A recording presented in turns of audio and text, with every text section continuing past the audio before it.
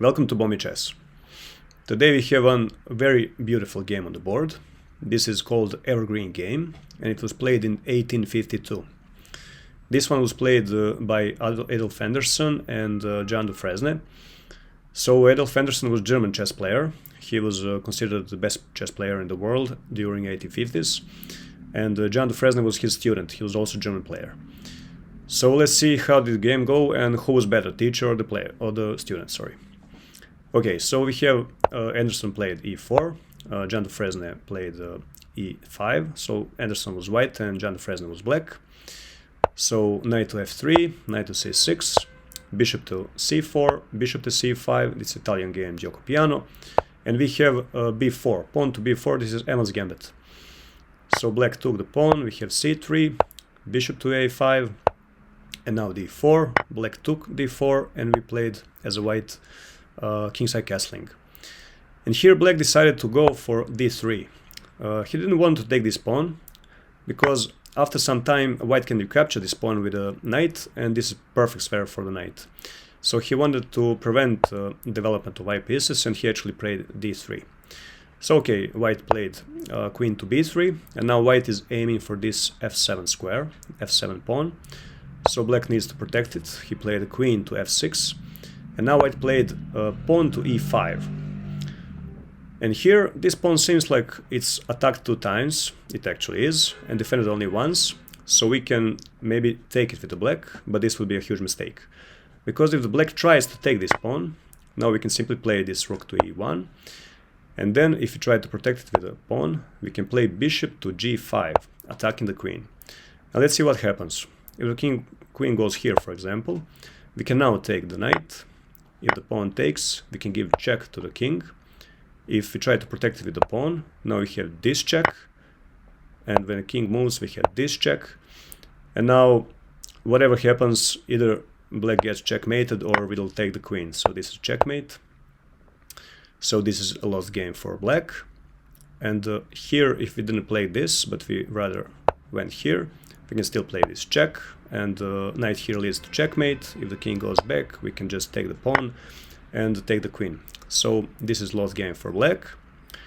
And here, if queen decided to go to, after taking the pawn and this pin, if after this bishop attacked the queen, if we decided to go for this g6 square, we have the similar continuation. Knight takes on e5, pawn takes, we have check.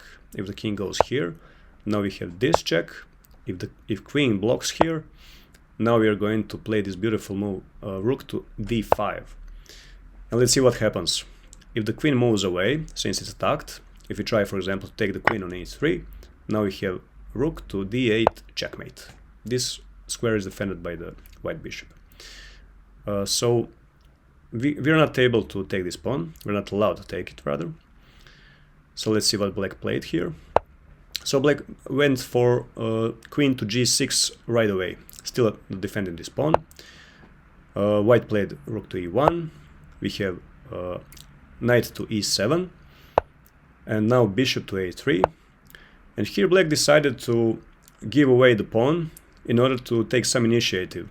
He wanted to take out this rook to b8 and then attacking the queen. But this move is not the best one. Much better would be just to do kingside castling here, because now this king is stuck in the middle of the board. So let's see what happened. White took this pawn, black played rook to b8 and then a4. Here we have this bishop to b6, this correct move, because right now if you try now to castle, let's see what happens. This knight is overloaded, so if you take this knight, if it takes back, now we have this bishop free. So this was the correct one that black played, bishop to b6. Now we are developing knight to d2, and here it was a time that we should probably do kingside castling as a black, but black played bishop to b7. So we are continuing our journey with the knight to e4, and then queen to f5. This is just a waste of tempo, so it's not objectively it's not a good move. So white uses that immediately. He played bishop takes on d3, and now this queen is attacked by x-ray. So the queen is moves away, so queen to h5, And now we have this beautiful sacrifice. So objectively, it's not the best move, but this is romantic era of chess. So all the players were thinking that it's not enough just to win the game, but you should win the game with style. And this one was beautiful. It's okay because we are going to get back this knight later, but what it does, it actually opens this file for the rook to be aligned with our king, so that's not the best move. So okay, black took the knight on f6, white took it back, so now this knight is pinned to the king, and we can take it anyway, anytime. Black gets to this g file, so now it's attacking this white king, it's pinning this pawn to the king as well.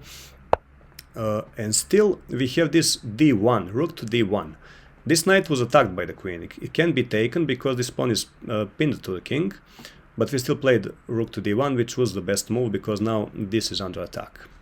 So let's see how the game went. Black for some reason took this knight, and now we have this rook takes knight on e7 check. And let's see what black does. Black played knight took on e7, which is a bad move. And after this move, we have continuation that this game is known for. So we have checkmate in 4 moves here. If you want, you can try to pause the video and give yourself time to think about the position and try to find the checkmate in 4 moves. Good luck.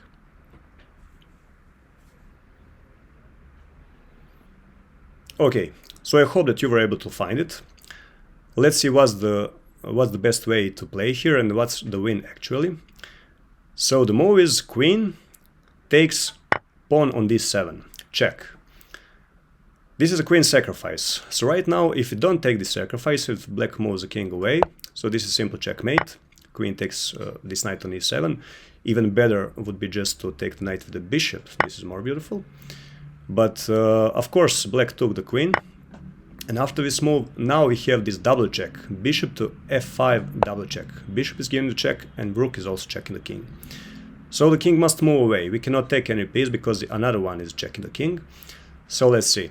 If you move the king to c6 square, now bishop to d7 is checkmate right away, because this bishop is covering this diagonal. So we cannot do that. If we play, the only other move is actually to go with king to e8. But now we have the same check, bishop to d7 check. If the king goes to d8, now we have this bishop to e7 checkmate.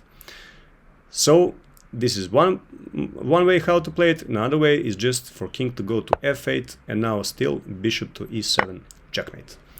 And this is called pure mate because all the squares that king is allowed to go to or that are available to the king are defended by the piece by the one piece once. So it's called pure mate. So this was today's game, the famous Evergreen game. Let me know in the comments that you like it, and I'll see you in the next one. Bye.